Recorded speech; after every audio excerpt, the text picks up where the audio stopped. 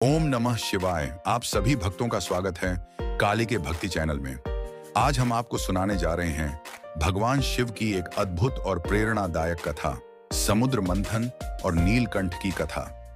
ये कथा हमें बताती है कि कैसे भोलेनाथ ने अपनी करुणा और त्याग से पूरी सृष्टि की रक्षा की। तो आइए भोलेनाथ की इस महिमा को सुनकर उनके असीम प्रेम और करुणा का अनुभव करें। अंत तक जुड़े रहिएगा और इस पवित्र कथा का आनंद लीजिए। चलें, शुरू करते हैं।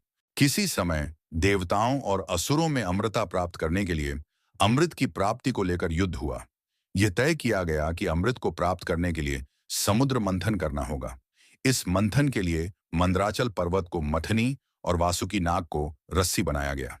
देवता और असुर दोनों ने मिलकर समुद्र को मथना शुरू किया। मंथन के दौरान समुद्र से अनेक रत्न निकले, लक्ष्मी जी, चंद्रमा, कामधेनु गाय और अन्य दिव्य वस्तुएं। लेकिन तभी एक भयंकर और घातक विष निकला, जिसे हलाहल विष कहा गया। इस विष की तीव्रता इतनी भयानक थी कि वह पूरी सृष्टि को नष्ट कर सकता था। जैसे ही वह विष समुद्र से बाहर निकला, उसकी दुर्गंध और उग्रता से चारों दिशाएं भय और अंधकार से भर गईं। जीव जंतु तड़पने लगे, देवता और असुर सभी भयभीत हो गए। देवताओं ने सृष्टि को बचाने के लिए भगवान विष्णु से प्रार्थना की, परंतु विष का नाश करना किसी के वश में नहीं था। तब सभी देवता भगवान शिव के पास गए और उनसे प्रार्थना की। शिव, जो करुणा के सागर और सृष्टि के रक्षक हैं, अपनी सर्वत्र करुणा और त्याग की भावना से प्रेरित होकर विष पीने के लिए सहमत हो गए। शिव ने वह भयंकर विष अपने हाथों में लिया और बिना किसी भय के उसे अपने कंठ में धारण कर लिया। माता पार्वती ने तुरंत उनके गले को अपने हाथों से थाम लिया ताकि विष उनके शरीर में न फैल सके। इस प्रकार विष उनके कंठ में ही अटक गया, जिससे उनका कंठ नीला हो गया। तभी से भगवान शिव को नीलकंठ कहा जाने लगा।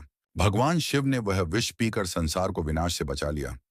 उनके इस बलिदान ने सृष्टि को अमृत की प्राप्ति का मार्ग दिखाया और देवता और असुर मंथन करते रहे। अंततः अमृत प्रकट हुआ, लेकिन सृष्टि के लिए भगवान शिव का यह त्याग अमर हो गया। भोलेनाथ की यह कथा हमें सिखाती है कि सच्ची भक्ति का मार्ग त्याग, करुणा और निस्वार्थ सेवा से होकर गुजरता है। जैसे भगवान शिव ने सृष्टि की रक्षा के लिए विष का पान किया, वैसे ही हमें भी अपने जीवन में दूसरों की भलाई के लिए समर्पण की भावना रखनी चाहिए। यदि आपको यह कथा प्रेरणादायक लगी हो, तो कृपया हमारे चैनल काली के भक्ति चैनल को लाइक करें, सब्सक्राइब करें और इस कथा को अधिक से अधिक लोगों तक पहुंचाएं। हमें आपकी भक्ति और सहयोग का हमेशा इंतजार रहेगा। ओम नमः शिवाय। जय भोलेनाथ।